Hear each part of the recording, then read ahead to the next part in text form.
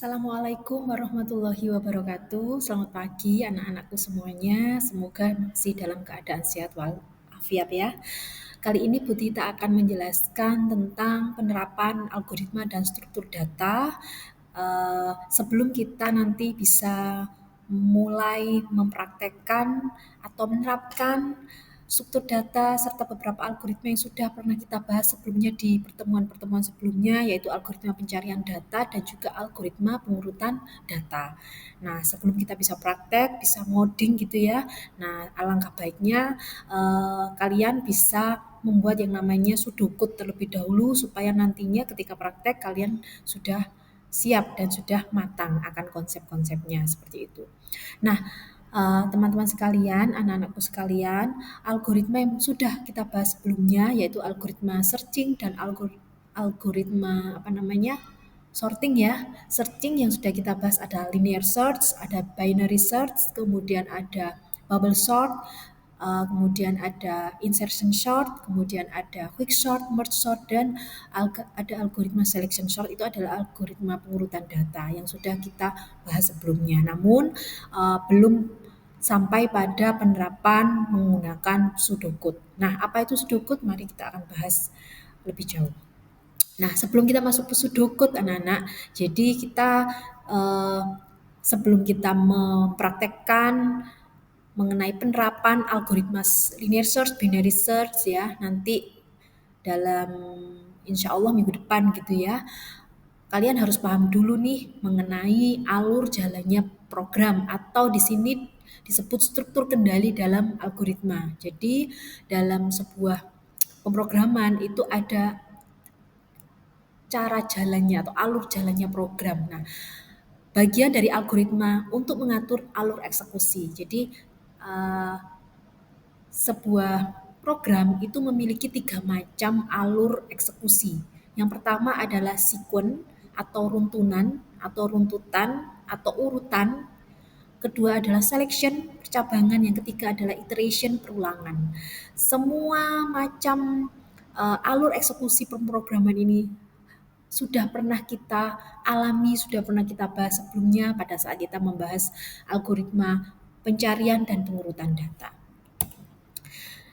Nah, sebelum kita membahas lebih jauh mengenai apa sih atau bagaimana sih contoh alur eksekusi sequence, kemudian alur eksekusi yang selection, percabangan, kemudian alur eksekusi yang iteration atau perulangan, saya jelaskan dulu apa itu pseudocode. Jadi pseudocode itu sama halnya seperti kita bikin cerita gitu ya. Saat kita mau bikin cerita, kita pasti butuh bikin skenario. Kita harus nyiapkan skenario-nya dulu, siapa pemerannya gitu ya, siapa antagonisnya, siapa protagonisnya seperti itu. Nah, sama halnya seperti cerita. Kita bikin program itu seperti kita bikin cerita. Kita harus menyiapkan apa ceritanya, harus kita bikin alurnya, harus kita bikin skenario-nya. Nah, itu sudokut. Sudokut itu seperti reng-rengannya atau istilahnya bahasa yang mirip kode ya. Kalau algoritma kemarin masih diberikan kesempatan untuk kita menuliskan kayak apa kalimatnya, narasinya gitu ya. Nah, di sini singkat, sudokut itu singkat to the point dan intinya sudokut ini adalah yang jelas mirip seperti algoritma, yaitu penulisan langkah-langkah algoritma sama seperti algoritma pada umumnya tetapi ditulis dalam bentuk mirip kode program. Nah, jadi ketika kalian sudah terjun langsung untuk ngoding, kalian insya Allah nggak bingung kalau kita sudah eh, tahu alur eksekusinya, kemudian dituangkan dalam bentuk sudokut. Nah, sudokut di sini tidak terikat aturan bahasa pemrograman tertentu. Jadi, misalkan ada beberapa dari kalian yang kompeten atau mahir bahasa pemrograman tertentu, misalkan ada yang menguasai C++, ada yang menguasai Python.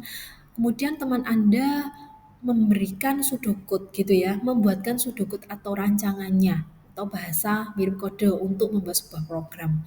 Nah, siswa-siswa yang berkompeten dalam dalam bahasa pemrograman tertentu itu tidak bingung ya ketika dibuatkan oleh sudokut teman kalian tersebut. Karena apa? Sudokut itu masih belum terikat bahasa pemrograman tertentu. Jadi istilahnya masih umum dan netral, dan di sini tujuannya adalah supaya lebih memahami ya, supaya lebih memahami supaya lebih mudah dipahami manusia sebelum diterjemahkan ke bahasa pemrograman sebelumnya. Nah, ciri-ciri dari sudokut itu menggunakan bahasa campuran, bisa pakai bahasa Inggris, bahasa Indonesia, silahkan bebas, dan mirip kode gitu ya. Karena kan tujuannya untuk ketika terjun mengoding gitu nggak terlalu susah convertnya, sehingga eh, ada beberapa programmer itu yang sudah mahir itu ada yang tanpa membuat sudokut, jadi langsung langsung menuliskan kode program dalam bentuk ya kode program sesungguhnya, tidak lagi menggunakan sudokut. Sudokut itu istilahnya kan jembatannya gitu ya anak-anak ya. Nah di sini jadi sudokut itu bahasa yang mirip kode, menggunakan bahasa sehari-hari, boleh bahasa Inggris, boleh bahasa Indonesia. Dan masih tidak peduli dengan detail sintaks. Jadi titik koma, tanda kurung itu masih belum dipedulikan. Ya, nanti kalau sudah ngoding baru ya diperhatikan titik koma, tanda petik, kemudian koma, titik itu sangat diperhatikan karena kalau kurang satu atau kelebihan pun akan mengalami yang namanya error. Nah, fokus pada logika langkah-langkah ya anak-anak ya. Jadi sudokut itu masih belum fokus pada sintaks. Ya, hanya fokusnya pada logika langkah-langkah, bukan pada aturan bahasa pemrograman, ya sintak dan lain sebagainya. Nah, oke, tadi saya di awal sudah menjelaskan bahwa alur cara jalannya program atau alur eksekusi program itu ada tiga macam. Ada yang urutan langkah atau runtutan gitu kan ya, namanya sikun. Contoh dalam kehidupan sehari-hari adalah ketika kita berangkat ke sekolah. Runtutannya gimana? Bangun gitu kan, kemudian ambil air wudhu atau kemudian merapikan tempat tidur, kemudian sholat, kemudian sarapan, mandi, sarapan, kemudian berangkat ke sekolah. Nah, ini bisa kita convert ke dalam pseudocode ya, bahasa yang mirip kode. Jadi, contohnya adalah ditandai dengan adanya kata mulai. Mulai, bangun, mandi, sarapan, berangkat, dan selesai seperti itu. Jadi, mulai dan selesai ini hanya untuk menandakan sih kapan sih awal dari sebuah proses ini dilakukan dan akhirnya di mana seperti itu. Kalau sikun ini masih enak ya, dipahaminya masih gampang. Contoh lain dari sudokut sikun adalah program menampilkan usia. Jadi ketika kita ingin membuat sebuah program menampilkan usia kalian dari yang dihitung dari tanggal lahir, contohnya seperti ini misalkan. Pertama masukkan nama ya. Jadi kalau kalau yang atas ini kan sebelumnya sudah pernah kita pahami ya, sudah pernah kita bahas, yaitu algoritmanya, langkah-langkahnya itu, yaitu masukkan nama, masukkan tanggal lahir Anda, kemudian hitung usia. Nah, pada saat proses hitung usia ini kan membutuhkan inputan ya, inputan dari pengguna, inputan dari manusia berupa apa? Tahun, ya kan, tahun sekarang sama tahun lahir. Jadi mungkin tahun sekarang nggak perlu inputannya. Jadi kalau tahun sekarang ya secara otomatis diambil aja dari sistem gitu ya. Jadi usia itu bisa dihitung dari tahun sekarang dan inputannya si pengguna atau manusia itu sendiri yaitu tahun lahir. Dari situ komputer bisa menghitung usia adalah tahun sekarang dikurangi tahun lahir sehingga bisa tampil usia Anda. Nah, ini contoh kasus yang bisa dipecahkan dengan alur sekuen, jadi urutan langkah-langkah. Nah, masukkan nama, masukkan tanggal lahir, nanti komputer akan menghitung usia, kemudian ditampilkan usia Anda. Nah, sudokutnya gimana? Sama seperti sebelumnya, mulai masukkan nama, masukkan tanggal lahir, proses hitung usia, kemudian tampilkan usia dan selesai. Contoh lagi misalkan yang masih dalam pembahasan sekuen ya, yaitu program menghitung luas persegi panjang. Kalau kita menghitung persegi panjang kan ya butuhnya apa? Algoritmanya kalau kita tuliskan kan satu, masukkan panjangnya gitu ya, masukkan, kedua masukkan lebar, kemudian proses menghitung luas persegi panjang, kemudian yang keempat adalah tampilkan luas persegi panjang seperti itu. Nah itu sekuen urut. Urut kenapa kok disebut urut? Karena salah satu tidak dilakukan itu kerja program akan nggak sempurna atau istilahnya hasil akhirnya pasti ada kekurangan. Salah satu misalkan panjang nggak kalian masukkan, apakah bisa? Pasti ngulang dari awal, gitu ya, ngulang dari awal lagi. Jadi minta si pengguna untuk memasukkan panjang, terus seperti itu. Jadi ketika mulai, jadi sudokutnya ada mulai, kemudian masukkan panjang, kemudian masukkan lebar, hitung luas persegi panjang, kemudian tampilkan luasnya dan selesai.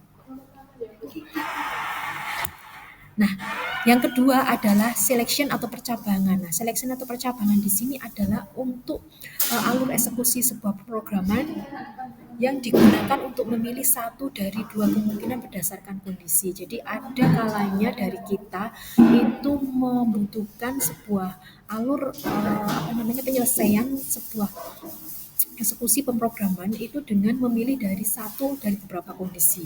Contohnya di sini misalkan program menentukan nilai lulus dan tidak lulus gitu kan. Nah, program menentukan nilai lulus dan tidak lulus. Nah, berarti pengguna kan diminta untuk memasukkan nilai. Nah, ketika memasukkan nilai, nanti di sini akan di apa namanya menggunakan if else ya biasanya ya. Di sini jika boleh atau if boleh, jadi input nilai, kemudian jika nilainya lebih besar dari 75 maka ditampilkan lulus. Jika tidak ditampilkan tidak lulus. Kemudian akhir. Jadi ini untuk seperti yang di sekuen tadi ya, ada mulai, ada akhir. Jadi pertama input nilai, kemudian jika nilai lebih besar dari 75 maka ditampilkan lulus, jika tidak ditampilkan tidak lulus dan selesai seperti itu. Nah, ini contoh kasus percabangan atau selection.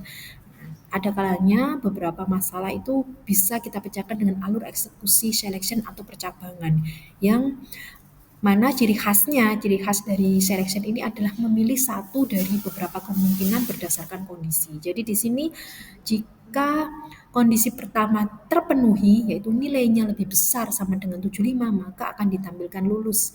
Nah, kalau tidak, ditampilkan tidak lulus. Nah, ini hanya satu contoh. Kalian bisa mencari contoh yang lain, silakan dikembangkan sendiri, begitu ya. Ini juga ada contoh yang Bu Tita berikan, yaitu contoh kasus percabangan yang lain adalah ketika kita masuk ke Instagram. Nah, pasti akan ada kondisi yang namanya pengecekan. Pengecekan di sini adalah mengecek username dan password. Nah, kalau tadi mungkin masih kita gunakan istilah jika ya, jika, kemudian jika tidak, kemudian akhir. Nah, ini masih pakai bahasa Indonesia. Kalau mau pakai bahasa Inggris, ya ini lebih baik ya, karena kan kalau nanti kita ngoding itu sudah full pakai bahasa Inggris. Jadi nggak apa-apa sekalian ya kita pakai bahasa Inggris. Jadi kalau percabangan itu selalu pakai if username and password. Jadi kasusnya tadi kan mau masuk ke Instagram. Nah, ini pasti kan ada pengecekan username dan password kan ya. Jadi if username and password cocok, then jadi maka sama kayak tadi kok ya strukturnya. Jika maka kalau ini tidak terpenuhi berarti masuk yang bagian jika tidak. Nah, kalau terpenuhi berarti masuknya adalah berhasil masuk akun kan. Kalau kalian username dan passwordnya yang kalian masukkan cocok ada di dalam database-nya Instagram gitu ya, maka akan ditampilkan berhasil masuk akun. Jika tidak ini else ya, bahasa Inggrisnya else, outputnya adalah password salah. Kemudian akhir berikan kata end if. Jadi end if ini sama dengan akhir dari if itu end if. Nah, contoh yang ketiga alur eksekusi pemrograman adalah looping ya, looping atau perulangan. Nah, ini pun juga sudah pernah kita bahas sebelumnya di kelas seperti kasus linear search ya, bubble sort dan juga algoritma yang lain itu sebenarnya kan konsepnya basisnya adalah perulangan kan ya. Ketika pada indeks pertama dicari datanya nggak ketemu, kemudian mengulang lagi pada indeks berikutnya, gitu kan, mengulang lagi pada indeks berikutnya sampai datanya ditemukan sesuai yang dicari begitu kan. Nah, itu perulangan. Contoh di sini mencetak nama 5 kali. Nah, misalkan mau mencetak nama Najwa 5 kali, Najwa, Najwa, Najwa gitu kan. Nah, sudokutnya bagaimana? Nah, supaya nanti kita bisa me, apa namanya membuat kode program ya, membuat kode program atau ngoding tentang looping ini, ya kita siapkan sudukutnya. Sudukutnya dari looping ini biasanya dimulai dari kata for ya, for atau dalam bahasa Indonesia boleh selama atau ulang juga boleh ya. Ulang dari 1 sampai 5. Tadi kan mau nyetak nama 5 kali, berarti ulang dari 1 sampai 5. Maksudnya apa?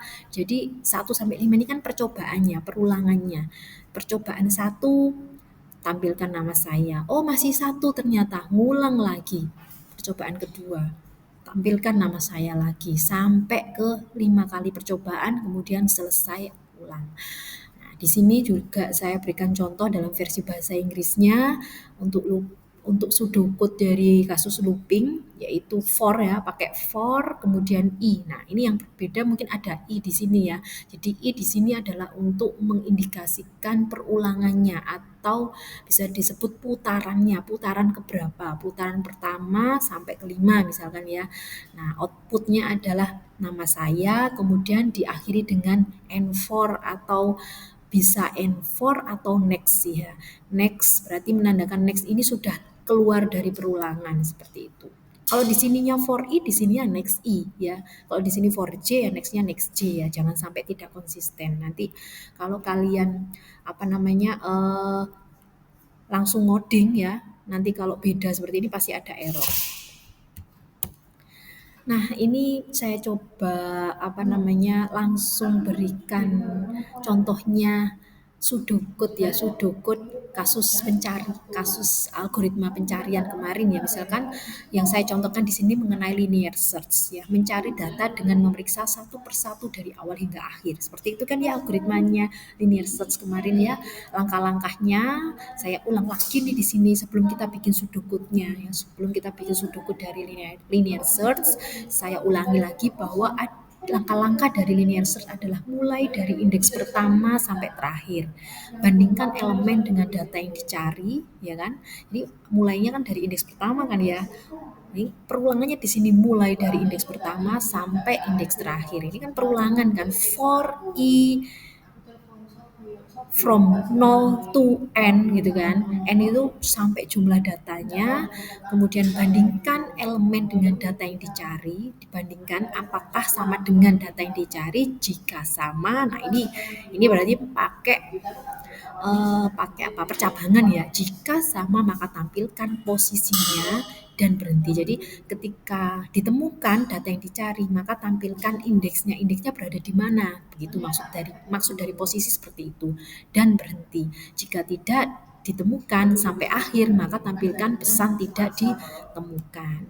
Nah, kayak kita masuk ke pseudocode dari linear search. Linear search karena pakai perulangan maka butuh yang namanya putaran tadi ya, putaran atau apa namanya perulangannya ya. Perulangan menggunakan for i dari 1 to n. Jadi boleh pakai 0, boleh pakai 1 gitu ya. Kalau 1 berarti batasnya sampai n gitu ya.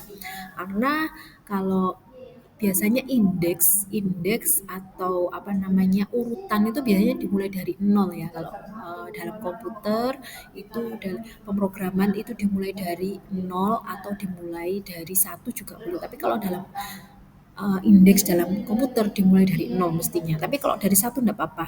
Di sini berarti berakhirnya ke n. Tapi kalau dimulai dari 0 mestinya berakhirnya dari n-1 karena kan 0 sudah apa namanya sudah melalui satu perulangan kan. 0 berarti jangan sampai ke n, berarti n-1 seperti itu. Jadi selama putaran 1 sampai putaran sejumlah datanya gitu kan, lakukan ini pencariannya pakai pakai apa, pakai eksekusi yang percabangan gitu ya, pakai if else. Nah, if nilai pada posisi ini ditemukan gitu ya sesuai data yang dicari, maka outputnya adalah ketemu di indeks ini seperti itu. Kemudian kalau sudah ketemu ya stop, gitu ya. Kemudian selesai if-nya diakhiri dengan NIF, for-nya ini diakhiri dengan next i. Nah, kalau tidak ditemukan, letakkan di sini output-nya. Yang bagian else ya, letakkan di sini data tidak ditemukan. Mungkin ada dari kalian bertanya, Bu, kenapa kok output yang else ini tidak ditaruh di for ini kan ya, di bawahnya sini gitu kan. Mungkin akan lebih enak kalau kita praktek ya. Sebenarnya kalau kita letakkan di atas ini bisa sih bisa, tapi akan menyebabkan yang namanya ketika data tidak ditemukan, ketika pada perulangan tertentu dan data itu tidak ditemukan, maka akan ditampilkan tidak ditemukan terus seperti itu. Jadi misalkan nih ada urutan array misalkan 60, 90, 50 gitu ya. Kita nyari angka 50. Nyari angka 50. Tadi kan array-nya 60, 90, 50. Nah, saya tulis dulu ya. 60, 90 dan 50 gitu ya.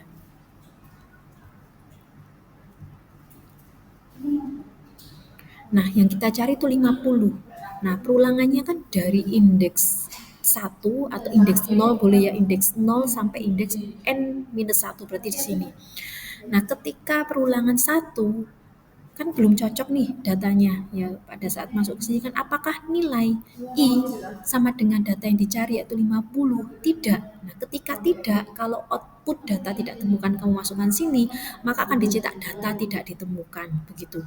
Nanti pada saat perulangan dua berarti sorry tadi aku sudah pakai 0 ya, perulangan 1 nih, perulangan 0, perulangan 1 kan berarti perulangan 1 berarti masuk ke sini kan ya. Kan tadi kan di sini nggak ketemu, perulangan berikutnya kan di sini ya kan, masih masih nggak sesuai juga kan ya, karena yang dicari 50. Nanti cetak lagi data tidak ditemukan sampai 2 kali, data tidak ditemukan, baru di sini nanti data ditemukan. Nah, itu kan tidak efisien kalau seperti itu. Harusnya kan munculnya hanyalah pada saat data ditemukan saja. Maka dari itu output else itu ada di luar dari looping next i seperti itu. Ya, nanti akan kita praktekkan ya minggu depan bagaimana penerapan dari pseudocode dari linear search ini. Nah, ini saya berikan contoh dari linear search ya dengan menggunakan kalau kita tuliskan dengan pseudocode gitu ya. Jadi yang pertama misalkan kita mau nyari angka 90 di sini dalam urutan array yang ini ya. Langkah 1 cek 75 kan ya. Langkah 1 tuh artinya yang ini tadi ya. For i1. Jadi pada saat putaran 1 cek 75. Cocok tidak? Ternyata tidak. Nah, lakukan putaran kedua gitu kan. Kan ini kan ada to-nya kan. To berarti sampai jumlah datanya. Putaran 2 adalah 60. Ternyata tidak cocok. Dia akan ngecek sampai jumlah datanya yaitu 70. Kemudian yang ketiga, ketemu cocok ya berarti berhenti gitu ya. Ngapain kalau udah ketemu diteruskan gitu kan, berhenti dan ditampilkan di indeks berapa. Nah, ternyata ketemunya di indeks 3 gitu ya. Harusnya di indeks 2 ya, 0, 1, 2 gitu ya. Harusnya bertemu di indeks 2 ini. Kalau namanya indeks harusnya dimulai dari 0, 1, 0 dimulai dari 0, sehingga kalau dimulai dari 0 ya ini indeks 2. Tapi kalau ngomongin elemen atau data ya benar di data yang ketiga atau elemen ketiga begitu. Jadi ini ada typo ya, harusnya ini adalah di indeks 2. Nah, itu tadi mengenai bagaimana penerapan linear search gitu ya. Kalau kita tuliskan dalam bentuk pseudocode atau bahasa yang mirip kode. Jadi ada unsur loopingnya, ada unsur percabangannya. Ya ada loopingnya, jadi ada pakai perulangan dan ada percabangan. Seperti itu. Nah, sekarang yang bubble sort atau pengurutan. Jadi ini saya kasih contoh satu-satu ya. Yang pencarian saya kasih contoh linear search, yang pengurutan saya kasih contoh bubble sort. Nah, kalau bubble sort ini kan algoritmanya adalah mengurutkan dengan cara menukarkan elemen yang bersebelahan gitu kan ya, diulang terus sampai data terurut setiap pas. Nah, ini ada kata asing yang baru telinga kalian mungkin ya, yaitu pas. Setiap pas artinya setiap percobaan atau setiap putaran elemen terbesar berpindah ke belakang seperti gelembung naik. Jadi maksudnya setiap putaran itu pasti akan ada elemen terbesar itu pindah ke paling kanan atau indeks yang paling kanan seperti itu. Nah, sudut dari bubble sort ya, seperti ini anak-anak. Jadi yang pertama kita butuh yang namanya, mungkin kita ke sini dulu aja ya. Kita ke apa namanya langkah-langkahnya dulu baru kita bisa bikin sudutnya gitu ya. Misalkan nih kita mau nyari array, mau nyari bukan nyari, sorry, mau mengurutkan data ya, mau mengurutkan data 90, 60, 80 harus kita urutkan begitu ya. Nah, kalau kita urutkan berarti harus apa namanya bubble sort ini mengurutkannya adalah dengan cara membandingkan elemen yang bersebelahan gitu kan. Nah, di sini pas adalah putaran pertama atau percobaan pertama adalah membandingkan 90 dan 60 ya kan. Nah, kemudian ditukar. Kenapa ditukar? Karena 90 lebih besar dari 60 sehingga hasil dari apa namanya proses di pas pertama ini adalah 60, 90, 80. Nah, di percobaan pertama atau di putaran pertama itu masih belum habis, masih ada yang kedua ini ya, yaitu 90 dan 80. Bandingkan 90 80 sekarang. Nah, karena lebih besar 90 maka ditukar. Maka hasil akhir dari array setelah putaran pertama adalah 60 80 90. Ada dua kali ya, kalau kita lihat di sini ada dua kali proses di putaran pertama. Nah, di putaran kedua kita masih harus membandingkan 60 dan 80 begitu ya. Dan kenyataannya tidak ditukar karena 60 lebih kecil daripada 80 seperti itu. Dan selesai array terurut. Jadi kalau kita cek ternyata proses dari bubble sort itu semakin lama putarannya akan semakin sedikit atau semakin berkurang proses perbandingannya. Yang pertama 2 gitu ya. Kemudian berkurang jadi 1. Kalau di sini datanya tadi ada 3 kan ya. Jadi pada saat array-nya ini jumlahnya ada 3, maka putaran itu adalah berapa? 2, ya kan, terjadi 2 berarti n-1 gitu kan. Itu yang perlu dicatat pertama. Supaya nanti kita bikin programnya enak anak-anak ya, kita harus amati dulu langkah-langkahnya. Kalau datanya ada 3 berarti putarannya atau percobaannya ternyata ada n-1 ya kan, ada 2. Kalau kenapa nggak sampai 3? Lah mubadir. 2 aja udah urut gitu kan ya. Nah, sehingga n-1 yaitu 2. Karena datanya 3, selesainya ternyata hanya ada 2 putaran, yaitu putaran 1 dan putaran 2. Jadi bisa disimpulkan putarannya adalah sejumlah n-1. Nah, kemudian setiap putaran itu berkurang. Ya, jadi pertama putarannya adalah sejumlah ini 2, sekarang sejumlah 1 begitu. Jadi bisa disimpulkan bahwa pada saat I-nya, ini kan I ya putaran ya, pada saat I maka mentoknya itu sampai berapa? Jadi mentoknya ya mestinya n minus I ya minus 2 mestinya ya. Mestinya minus 2. Kenapa? Karena n-nya kan misalkan 3. N-nya 3, I-nya ini pada saat kita buktikan ya, kita buktikan pada saat putarannya adalah putaran 1. Nah, pada saat putaran 1 ternyata 3 dikurangi 1 berapa? 2. 2 dikurangi 2 adalah 0. Mestinya ini putarannya 0 ya, putaran 0. Jadi putaran itu adalah I, mestinya dimulai dari indeks 0 gitu ya. Nah, ketika I-nya 0, N-nya 3, maka hasilnya adalah berapa? 1. Jadi pada saat I-nya 0, ya pada saat putaran pertama atau bisa dibilang I-nya 0 itu adalah mentoknya sampai 2 kali proses. Loh kok ini 1?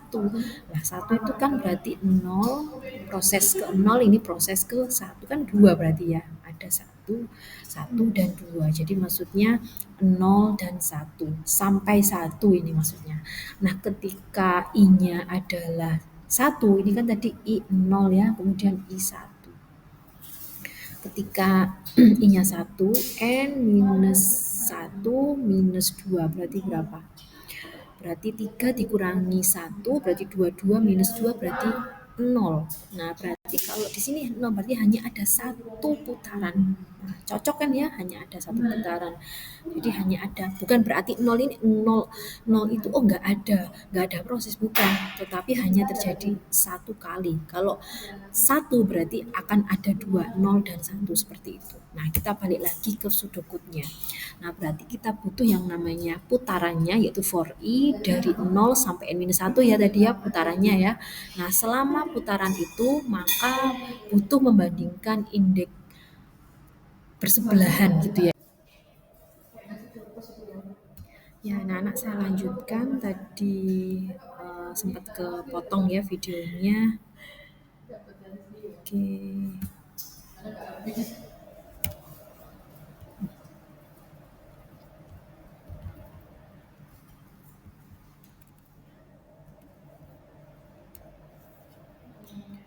Nah, di sini tadi nyampe for ini ya. Jadi kenapa kok for I kemudian 0 to N-1? Karena di sini kan kita butuh yang namanya putarannya atau perulangannya. Perulangannya sampai berapa? Nah, kalau kita tadi mengamati proses dari bubble sort, perulangannya adalah sampai N-1 gitu. Kalau datanya 3 ya berarti perulangannya sampai 2 gitu ya. Berarti N-1. Jadi 0 sampai N-1. Kemudian setelah kita tahu batas perulangannya, batas putarannya adalah setiap perulangan itu membandingkan indeks yang bersebelahan gitu kan ya.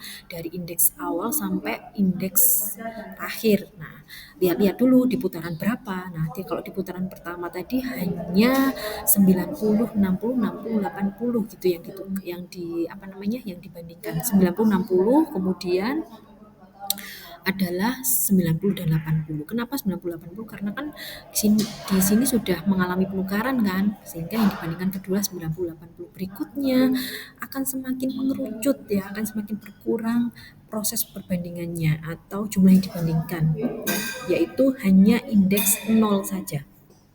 Hanya indeks 0 saja. Jadi yang dikatakan Bu Tita tadi ada 0, ada 1 di setiap putaran itu adalah indeksnya. Jadi yang di putaran kedua hanya mentok pada indeks 0 yaitu 60 dan 80. Kenapa seperti itu? Karena secara otomatis indeks yang ada di paling belakang pada saat di putaran pertama itu pasti sudah berada di sebelah kanan sendiri begitu anak-anak.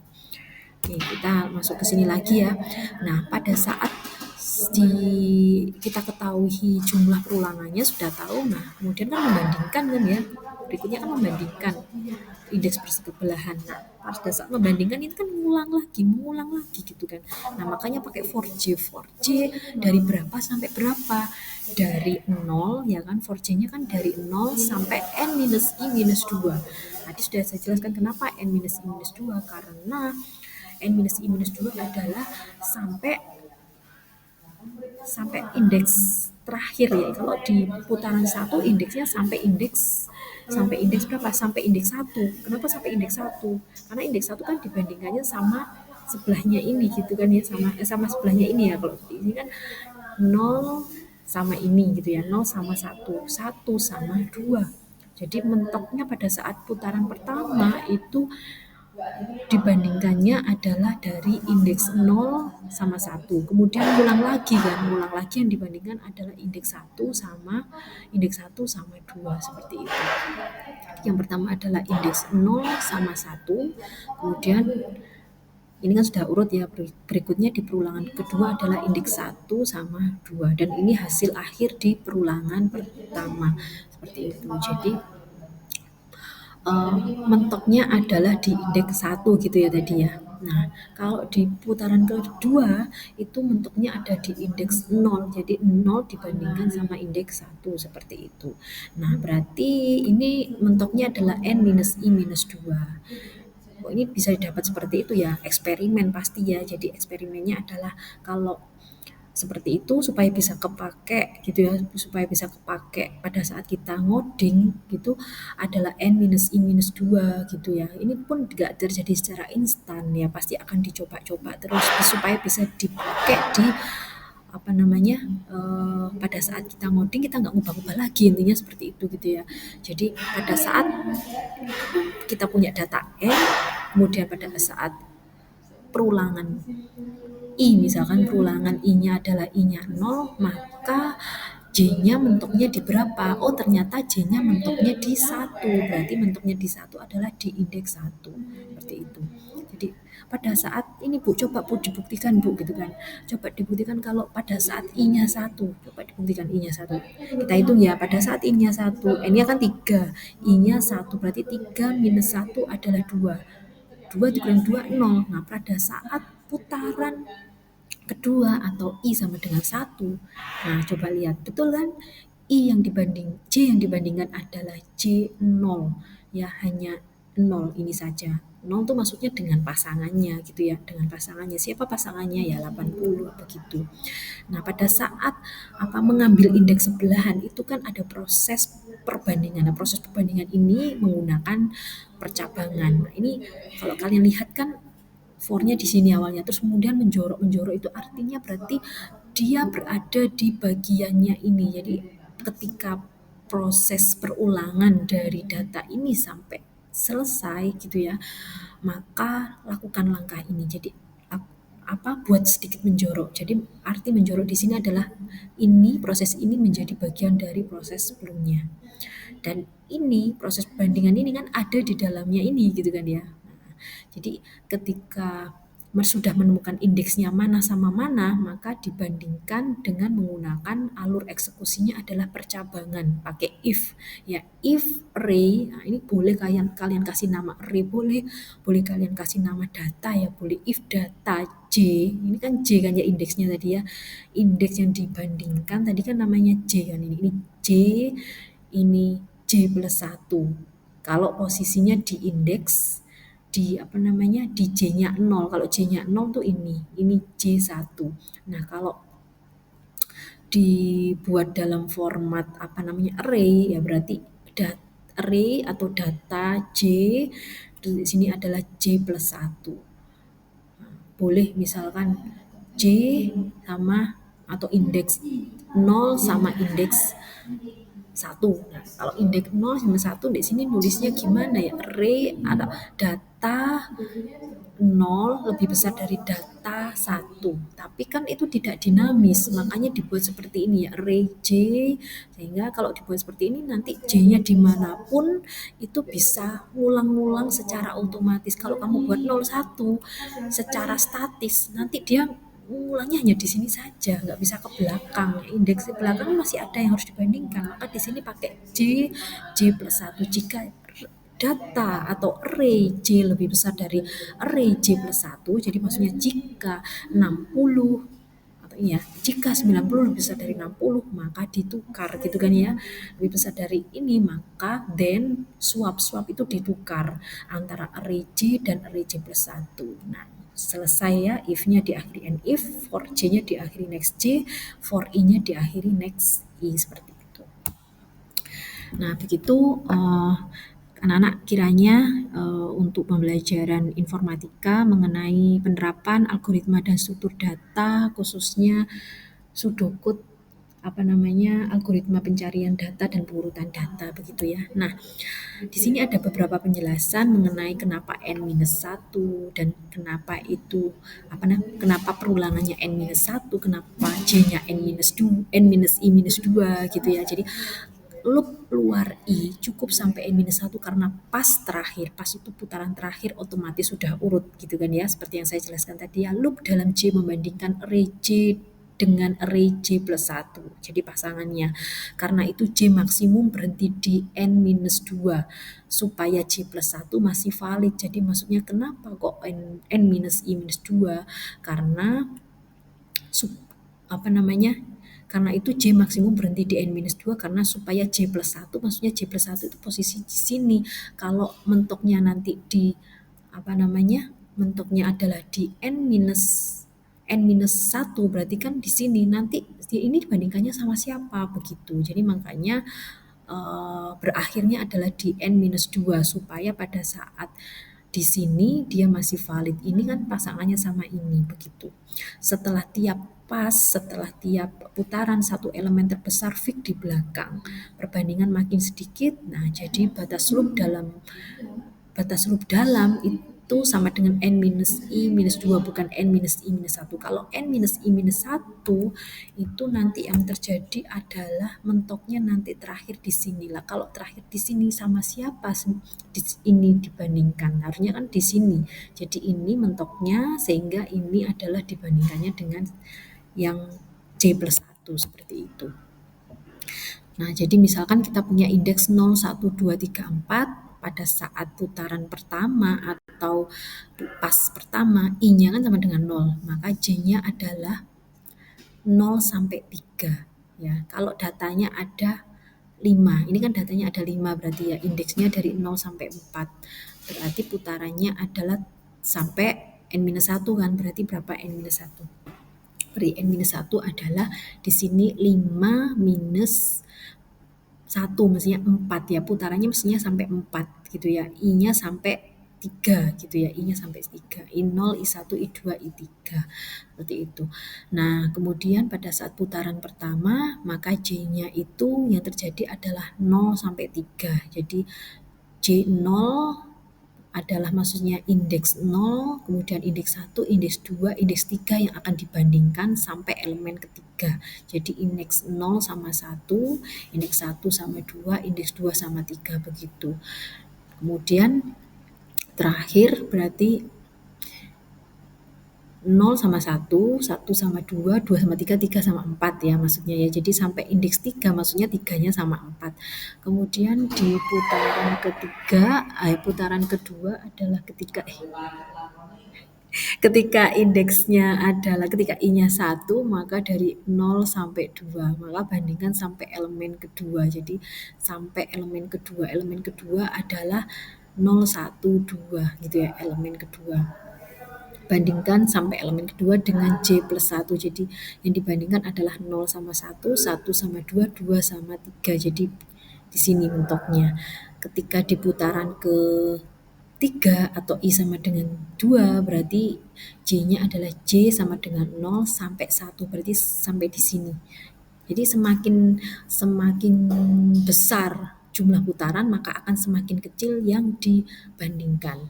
Harusnya sampai putaran keempat seperti itu. Putaran keempat I-nya sama dengan 3. Pada saat I sama dengan 3 berarti ya sudah selesai cuman satu aja ya. Ini kan yang terakhir kan 0 sama 1 kan ya. 0 sampai 1 berarti 0 sampai 1, 1 sama 2. Nah, terakhir berarti cuman ini aja yang dibandingkan begitu. Teman-teman tentang perulangan pengurutan data seperti itu.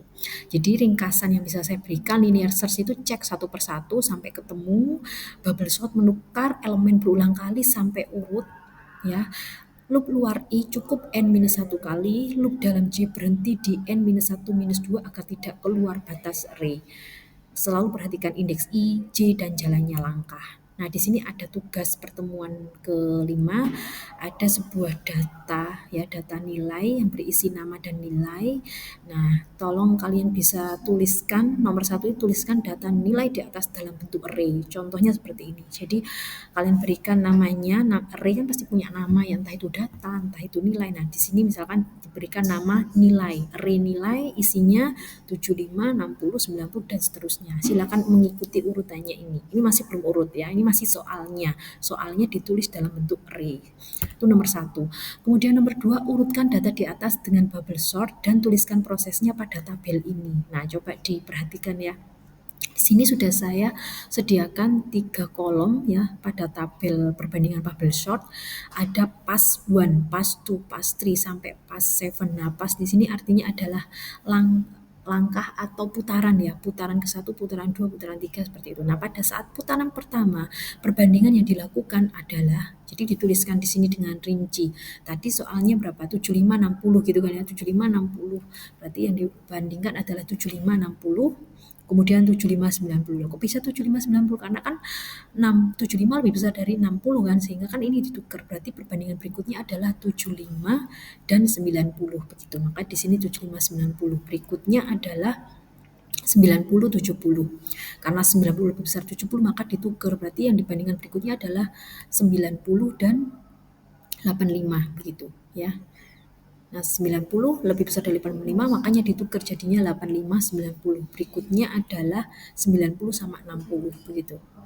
Karena 90 lebih besar dari 60 maka 90-nya ditukar jadi di sini ini 60. Berarti berikutnya adalah 90 dan 80 begitu ya.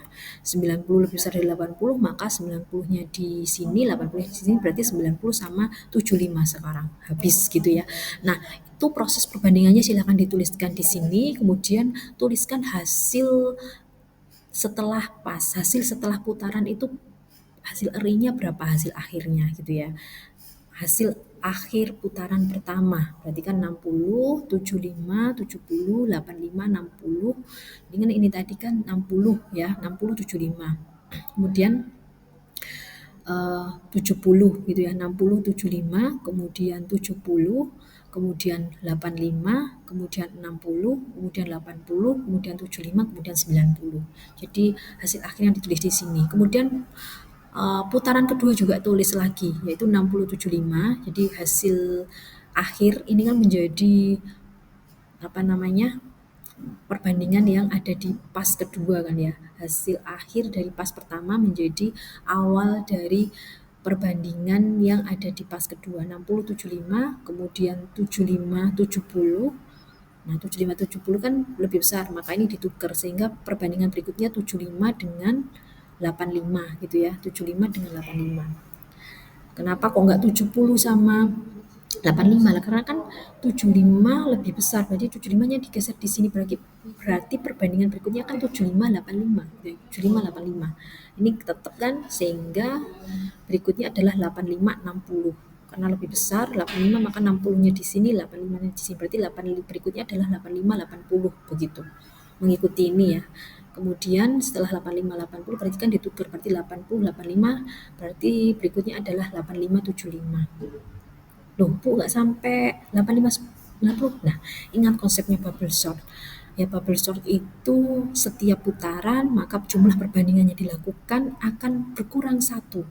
Jadi awalnya adalah sampai akhir gitu ya, sampai indeks terakhir. Ini ya, ini sama ini. Maka berikutnya akan berkurang satu. Nggak sampai terakhir, karena yang terakhir pasti indeks terbesar itu sudah di belakang. Nah, berikutnya adalah di pas ketiga itu maka akan berkurang satu lagi. Nah, untuk pas keempat, 5, 6, 7 silahkan dilanjutkan ya. Itu tugas yang kedua.